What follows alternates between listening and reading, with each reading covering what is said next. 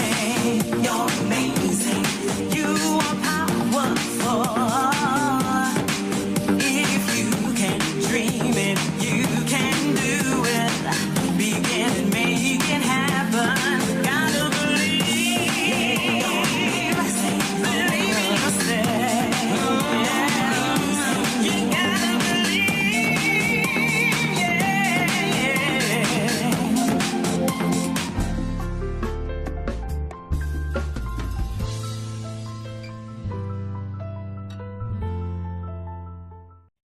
Hello, everyone, and welcome to the show.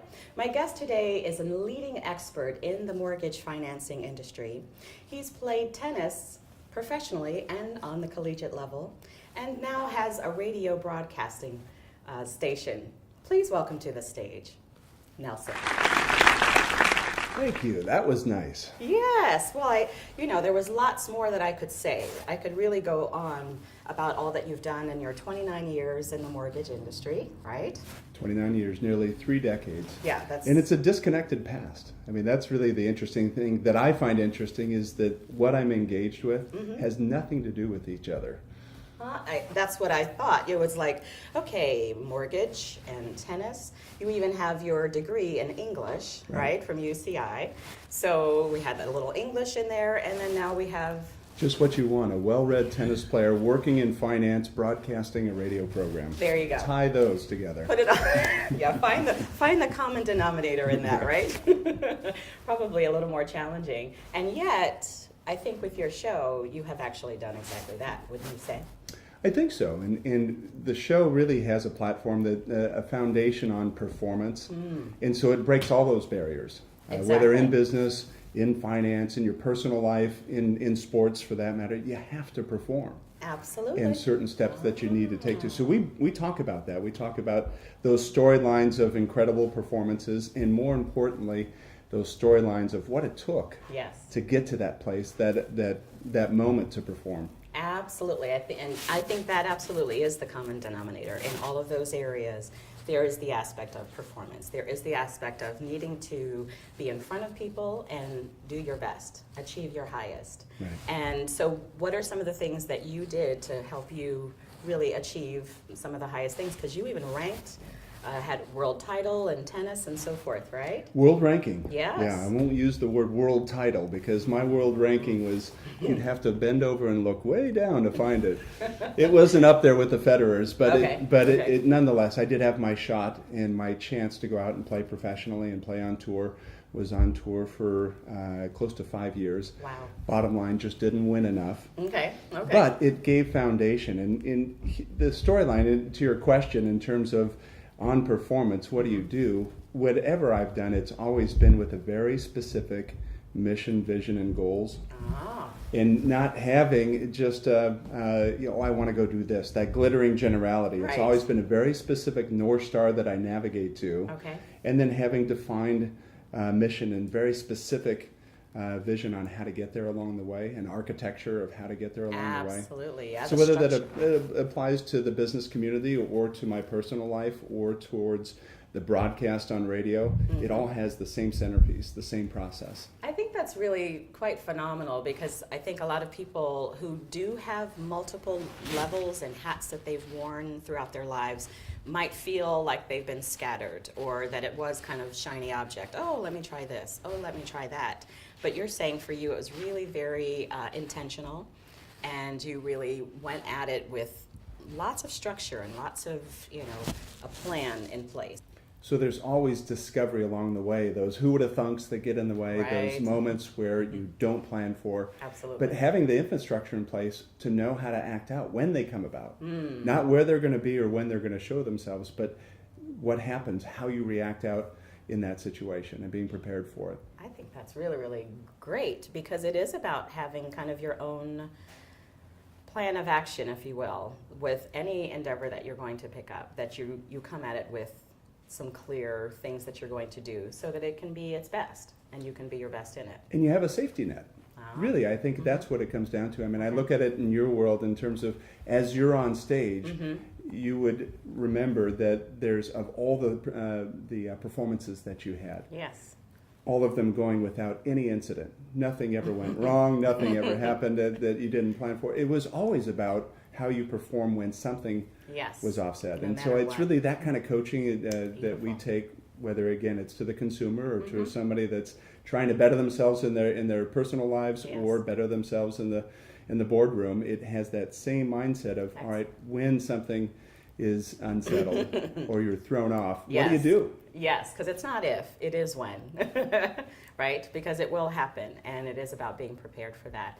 And do you work with people in organizations or things like that as well to kind of help them? Certainly, in my own business platform, I do it with all of Beautiful. my team members in terms of coaching performance, Mm-hmm. and it just happens to be in the medium of business. I do it with my sport, with tennis. Now I coach. Now that I'm less able to play, I'm more able to coach and, Yes. and guide and direct some young talent coming up. But it has that same application. Absolutely. And really, one of the cornerstones of it is kind of tongue in cheek. When something catches fire. Remember, in the elementary schools, you're coached into the stop, drop, and roll. Oh, yeah. Right. Oh, yeah. We've It's all similar heard to about that that. in many circumstances. I'm thinking about when I'm working with one of the tennis players, either at the collegiate level or at the professional level. Something's going awry, and we have this process that we go through in terms of relax. First Yes. and foremost, relax. Yes. Evaluate, strategize, patience, and then act out. Mm-hmm. And it becomes a trigger word. In fact, we've nicknamed it RESPA. RESPA. And RESPA stands for that acronym, just for that: relax, evaluate, strategize, patience, and then act. So you're not Nice. going through that whole exercise Nice. of those words, but you just know, oh, okay, this isn't going well, and then to redirect yourself. Yes. Well, just even knowing, I think that there are those steps you can take. You know that there's a plan, like stop, drop, and roll, or here's the evacuation route. That you know that there's a plan. Aha, something's happening. Okay, kick into this gear. Right. Beautiful. And to address what would be without it, that deer in headlights. Oh, what am I going to do? Panic. Right. and where fear seeps in, or panic, or anxiety, whatever it may Right. be. And so in any medium, it's the same process, and it works so well. I mean, it's really a fabulous application that equips people to react appropriately. Beautiful. And Love it. Case in point, we had now what's become in the sports world this moniker for poor sportsmanship with Sherman coming out of the NFC championships. And here's a young man. I mean, I feel for him Yes. in that it probably doesn't define his character. I got into an argument or a debate about this. Oh, Yeah. that just showed his true colors, and I don't think so. No. Here's a guy graduates second in his class out of Stanford. He's Right. obviously a bright mind, a physically talented person, but in the moment he lost control. And I'm Right. certain wherever he is today would welcome that RESPA Absolutely. And, and, if we and were be able to a do-over. Yes, and exactly. I don't know any one of us who wouldn't love a do-over for a moment where we did not show up in our best selves and react in a way that was our highest and best. And so I can't imagine, and I certainly wouldn't hope that any of us would be judged by that moment alone, because obviously in the totality of who we are, it's a moment. And it's So- just that. And mistakes are going to come along the way. And this is the important thing, whether it's with athletes or business people or just individuals, Yes. having that ability to go, all right, I'm not going to avoid all mistake making Right. for the balance of my life. Yes. It's really, my character is going to be defined by what I do once I make a mistake, once I Yes. screw up. Beautiful. And Beautiful. so it's taking it from that stance and then giving it direction on where to go. Excellent. And when we come back, we're going to go a little bit deeper into exactly how you have done your own RESPA in your life. So we'll be back right after this. Sponsored by Soul Purpose Branding. Put your soul into your brand. Get your business on purpose. With Sabine Messner, the wizard of Soul Purpose Branding. SoulPurposeBranding.com. And we are back with Nelson, who is sharing with us his recipe, if you will, called RESPA, and how he uses it also in his personal life. So, Nelson, I think this RESPA is really phenomenal, frankly, and I hope that it can become something of a stop, drop, and roll for each of us, not only in business, not only in our career pursuits, but also in our personal life. And you've had to do a little bit of that for you as well, because you've had really quite a road to navigate through in your own personal life. Tell us a little bit about that. Well, and it's as you know, it's a difficult story, and there's tragedy in the world. Yes. And there's trauma in the world, and, Yes. and we all go through different degrees of it and experience. Our testimony happens to be one of the most graphic things as a husband, a parent, a father to go through, and that's with losing one of our children. Yes. And it was a terrible, terrible circumstance. A young, vibrant 17-year-old girl, my daughter Haley, and she had a number of influences, and we don't know all of them today, other than it culminated, like so many teenagers in today's world, it culminated in her decision of committing suicide. Yeah. And it's in that, who would have thunk? Right. Right. And as so many testimonies are, here's a young girl, beautiful, great future in front of her, an academically accomplished young woman, and just blossoming into, discovering who she is. Yes.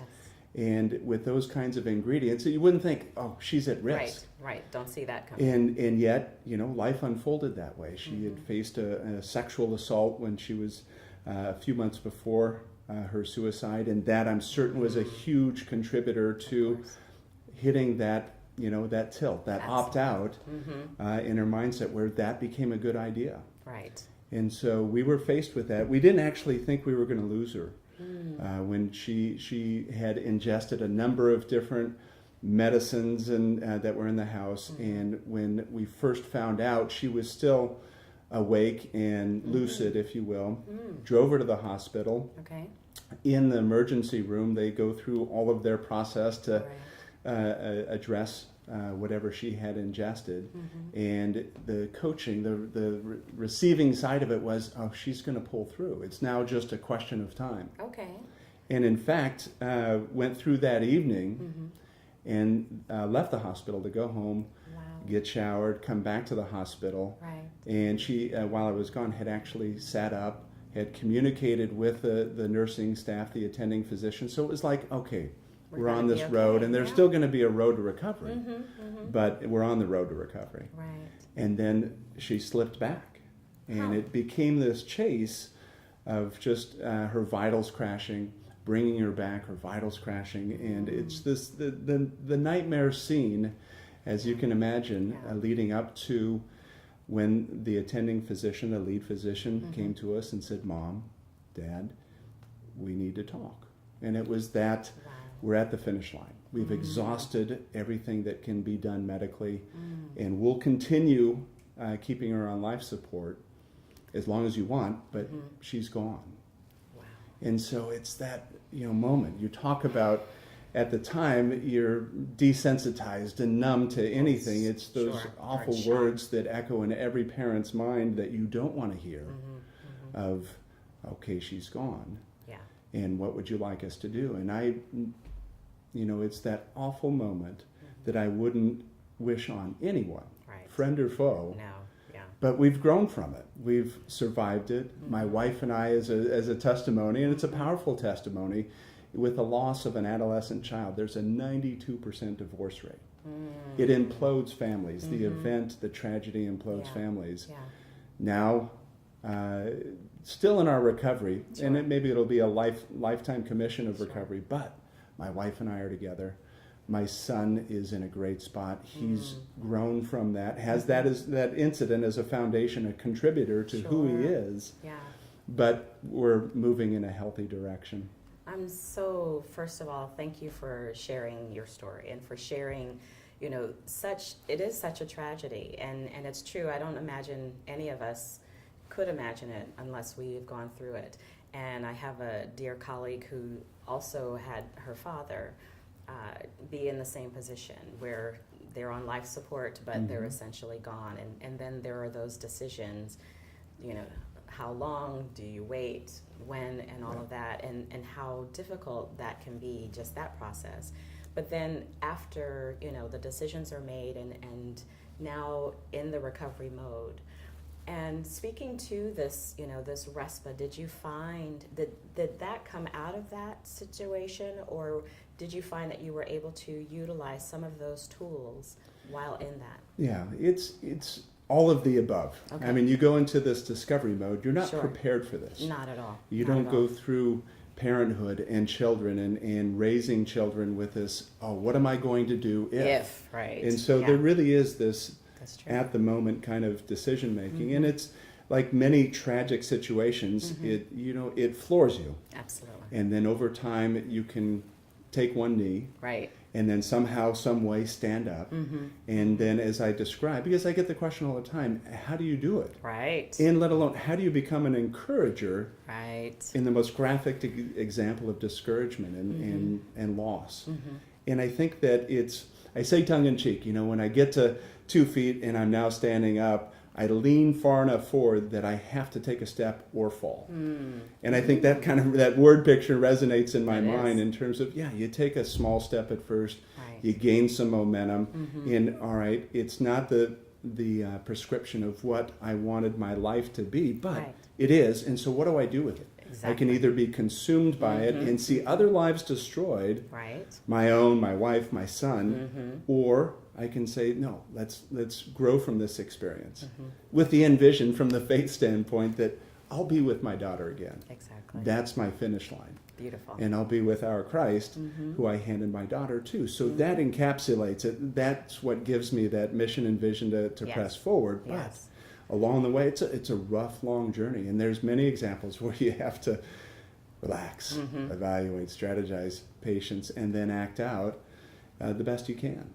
And I'm so glad too you bring up, the piece about your faith, because I believe in so many, moments of crisis, of tragedy, that's when many of us do finally connect in. It is unfortunate sometimes that that's even what it takes for many of us to finally connect in to something greater, however we call it, Christ, God, divine, whatever that is for each of us. But to realize there's something bigger and there's something greater, and we can connect in and gain strength and have faith in the midst of that, even if we don't understand that there's perhaps something that we can grow from the situation.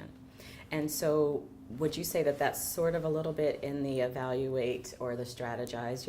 Part of the strategy is, okay, how to be guided through the, Absolutely.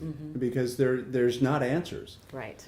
They're They're not sitting there, okay, make these choices. There's not the clear if-thens. Right. If you lose your daughter, then it Yeah, will there's lead no to class this. for that. No, There's no and so prep. it's very much so. And you have to, the evaluation piece, the strategy piece is critical because Yeah.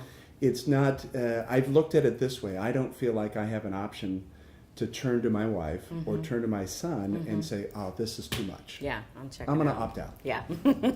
And Right. so that's, I think, a driving force. And the fact that we know that there's another chapter is where hope derives from. Absolutely. It's where our momentum is derived from. Beautiful. Even amidst the unknowns that swirl around. Why did she choose that choice? Right. Why were we having presented with this life tragedy in our lives? I mean, the why I don't know. And what are the signs? And were there any? And can we glean from that what, to know what to look for? Now that unfortunately more teens and young adults have done this, made these same choices, there's, there are more classes and more things that are trying to be More done now. resources, Yeah, absolutely. for people to go, okay, here are some of the signs, watch for this, be mindful of that. And are you finding that were you able to connect in with a group or classes or anything like that? Well, not so much connecting in with a group. I mean, it's candidly, it's a club that I didn't want to belong to, Understood. and my wife has been Sure. far stronger than I have. She's been called by friends and family, and sometimes people that we don't know in the moment. Oh, this person just lost her son or daughter. Will you Right. go spend time with them? And I haven't had that inner core to be able to do that. I've been able to And that's talk okay. about it in these kinds of environments, Right. which my wife hasn't been able to do. Exactly. So it's funny how it evolves, but the bottom Sure. line conviction that comes out of it is that it's given us fuel for our purpose, as opposed to destroying our purpose. Excellent. It's made us, in coaching terms, in sports terms, it's made us feisty competitors in life. We are Beautiful. convicted in life to compete in a different way, but with that conviction of, Yes. all right, why are we doing this? And to be encouragers. Beautiful. And I think those are the kind of two operative words that Yes. are the springboard for the Be a Beast radio program, as it's called, or my business practice in whichever medium, or my sports activity, or my family life. Feisty competitors that are encouragers along the way, Love and it. that's what's driving us. Excellent. Beautiful. And when we come back, we'll find out a little bit more. These last words from Nelson.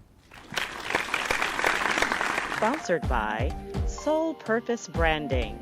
Put your soul into your brand. Get your business on purpose. With Sabine Messner, the wizard of Soul Purpose Branding. soulpurposebranding.com. And we are back with Nelson, who has just shared really quite a powerful story. And we actually have quite a question on the table that I think is a really powerful question. And what would you like to ask? Well, I think that what I was sharing with you is a conversation that my wife and I had. And she just asked the open-ended question of how possibly can we fulfill or play out the role of encouragers at the epicenter of discouragement. And people go through life challenges. There's loss of loved ones, there's loss of homes, loss of businesses, loss of finances. But it's such a huge opportunity. Again, I wouldn't wish it on anybody, but the opportunity that's been granted to us is that we now can be that role of encourager. And people need that. I mean, you look at coming out of the mortgage meltdown in business terms, or the Great Recession. There's a lot of economic hurt. I say often that coming out of the recession, if you don't have a financial limp, then you haven't experienced it. I mean, it's just the norm out there, and there's been a lot of things that have disrupted our plan and our life. And it resonates in my mind of an interview that I did just recently. We interviewed a fellow by the name of Bill Bartman. It's a great story. I'd love to share that with you. He was back in the 1990s and early 2000s, the 25th wealthiest person in the U.S. Wildly successful. Government comes in with his business and indicts him with 57 counts of fraud that totaled over 600 years of prison time. Oh my goodness. He maintained his conviction on his innocence, went from billionaire to broke, and ultimately was approached by the government saying afterwards, after the proceedings, we've made a mistake. So if you will plea bargain and accept these lesser convictions, no jail time, and you'll have your life back. And he said, no, I'm going to stick to my conviction. Ultimately was exonerated of all 57 counts. Great storyline moving forward. Re-entered the Billionaires Club, rebuilt his business. Went from billionaire to broken back. And that's a story. And then the irony of it, for the very business that he was attacked for, July of 2013 has been nominated for a Nobel Peace Prize. Oh my goodness. And so you look now being in one of the most coveted international pieces of recognition, a Nobel Peace Prize. That's amazing. And so it's a great storyline. And when we spent time with him, it was similar. Life got in the way. I have a choice. I can collapse, I can take my tent, I can going from billionaire to broke, I could go to homeless. And push around a shopping cart in that epitome of despair. Or I can take those steps, not only to rebuild myself, but to encourage others along the way. And that's what his conviction is. He's just releasing another book. And in that book, it's just about that. All the profits are going to charity, but he's telling his story and sharing that and letting that be a beacon to move forward. Somebody can navigate towards that testimony in their despair and go, you know what? I've got hope. Absolutely, and thank you so much for sharing that story. And both he and you in what you are experiencing, and you're kind of on the other side, building back up the mountain, so to speak. And you are being that beacon as well. And that's why I wanted to speak with you and have you here and have people hear your story, because it's really incredibly powerful. In overcoming adversity and overcoming the challenges that show up, we are at choice. And I'm so grateful that you're making the choices you're making and being the light that you are. So thank you so much, Nelson, for being with us. Thank you. And please tell us about your radio show and how people can listen in. Well, it's a fabulous broadcast, not because of the fact that it's my show, but just because of those kinds of storylines. It's called Be a Beast, on Nelson Radio. It airs on currently KLAA AM 830. Beautiful. And it's on Saturdays at 7 in the morning. It's also repurposed onto the YouTube and our website, nelsonradio.com. But it has those kinds of peeks behind the curtain. Excellent. Where people, whether they're wildly successful in Bill Bartman's case, or they're just regular folk, but have their own testimony. Absolutely. It's those testimonials of seeing, all right, what did they do here? Yes. How did they deal with it? Yes. What did they look towards for encouragement? Yes. Did they look for the climbing in a bottle, or did they look for, no, hold on, I'm going to use this for good and have it impact others Yes. in a positive way? And I think that's the theme of the show, Beautiful. whether it's in business or sports, theming it out towards encouraging others to move forward and use these kinds of circumstances for good. Absolutely, because, you know, as the saying goes, you can't have a testimony without a test. So we all have our test. Will we do. let it be a testimony? Yeah. Thank you so, so much for being with us. Thank you. And thank you. We'll be right back.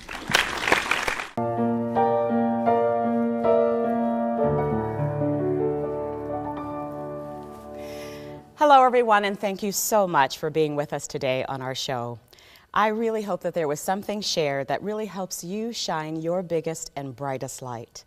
Please stop by again, like us on Facebook, tweet us, all of those good things. And most importantly, please always remember, it's all about love.